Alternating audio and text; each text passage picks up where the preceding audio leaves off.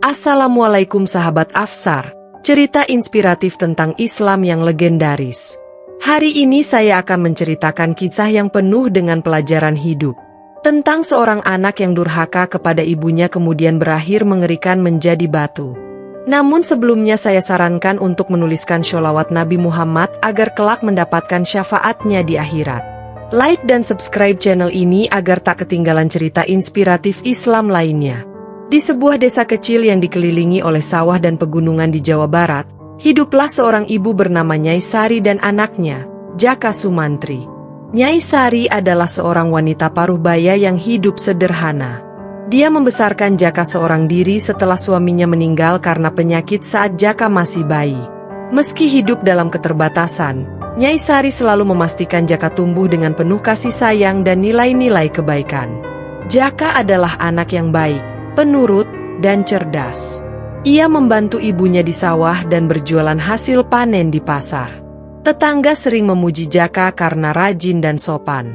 Nyai Sari bangga pada Jaka dan berharap kelak dia menjadi orang sukses yang tetap rendah hati.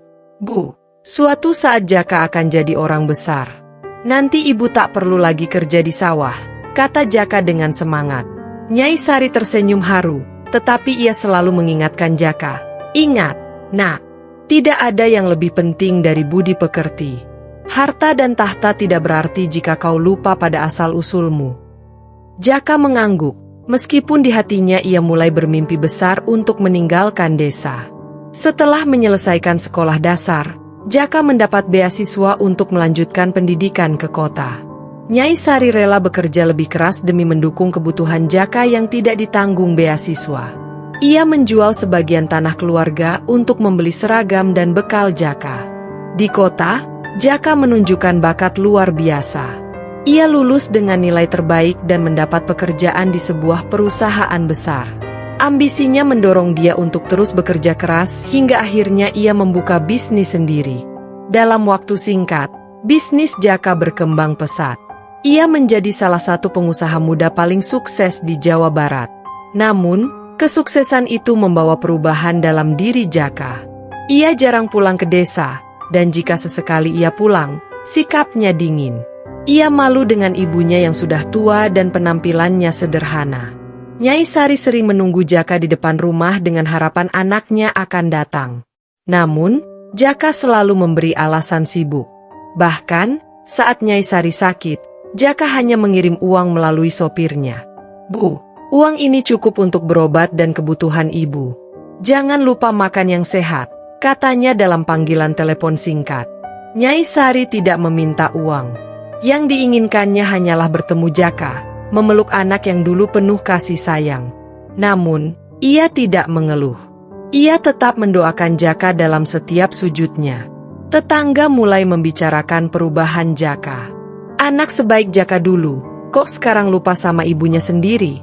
Gumam mereka. Suatu hari, Jaka mengadakan pesta besar di villa mewahnya untuk merayakan kesuksesan bisnisnya. Ia memutuskan mengundang ibunya, Nyai Sari, sebagai bentuk penghormatan. Nyai Sari sangat bahagia mendengar kabar itu. Ia mengenakan kebaya sederhana yang sudah lusuh namun rapi, hasil jahitannya sendiri. Ia berjalan kaki ke villa Jaka karena tidak ada kendaraan di desa. Ketika tiba, Nyai Sari dengan bangga menyebut dirinya ibu Jaka di depan tamu-tamu kaya yang hadir. Namun, Jaka tampak malu melihat penampilan ibunya.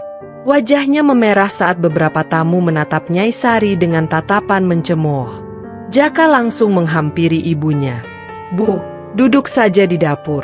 Ya, di sini terlalu ramai, bisiknya dengan nada rendah, tapi tegas.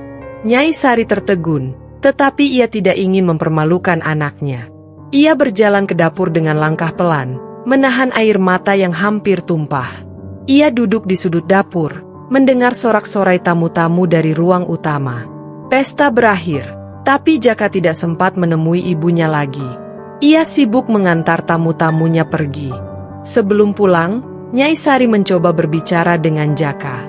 Nak, ibu hanya ingin mengingatkan, jangan pernah lupa dari mana kamu berasal.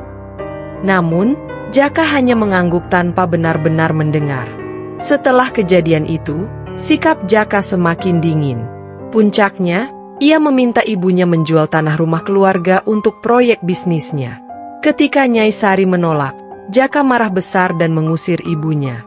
"Kalau ibu tidak mau menjual tanah itu, jangan salahkan saya kalau ibu kehilangan segalanya," bentaknya. Hati Nyai Sari hancur, namun ia hanya bisa berdoa, "Ya Allah, sadarkan anakku sebelum semuanya terlambat." Beberapa hari setelah pesta, Jaka memutuskan untuk membeli tanah di desa tempat ibunya tinggal. Ia ingin membangun sebuah resor mewah. Namun, tanah itu adalah tempat tinggal Nyai Sari. Ketika Nyai Sari menolak menjual tanahnya, Jaka marah besar. "Bu, jangan keras kepala. Tanah ini tidak ada gunanya untuk ibu. Saya bisa memberi ibu rumah lebih bagus di tempat lain," bentaknya. Nyai Sari tetap teguh. "Tanah ini adalah peninggalan ayahmu. Ibu tidak akan menjualnya." Dalam kemarahan, Jaka mengusir ibunya dari rumah. "Kalau ibu tidak mau menjualnya, jangan salahkan saya kalau ibu kehilangan segalanya." Nyai Sari hanya menatap anaknya dengan tatapan sedih. "Jaka, kamu bukan anak yang ibu kenal dulu.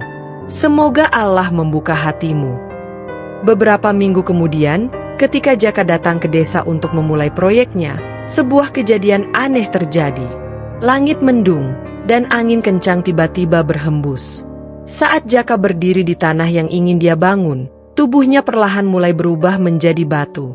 Dia mencoba berlari, tetapi kakinya tidak bisa bergerak. "Ibu, tolong!"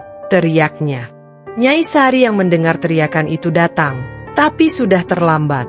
Tubuh Jaka telah berubah menjadi batu sepenuhnya. Dengan air mata yang deras, Nyai Sari berlutut di depan batu itu. "Ya Allah, ampunilah anakku. Bimbing dia meskipun dalam bentuk ini," ucapnya. Batu itu masih ada di desa hingga kini, dikenal sebagai batu Jaka Durhaka. Penduduk desa sering menceritakan kisah ini sebagai pengingat untuk selalu menghormati orang tua, terutama seorang ibu. Nyai Sari menghabiskan sisa hidupnya dengan doa dan penyesalan, berharap Jaka mendapatkan kedamaian.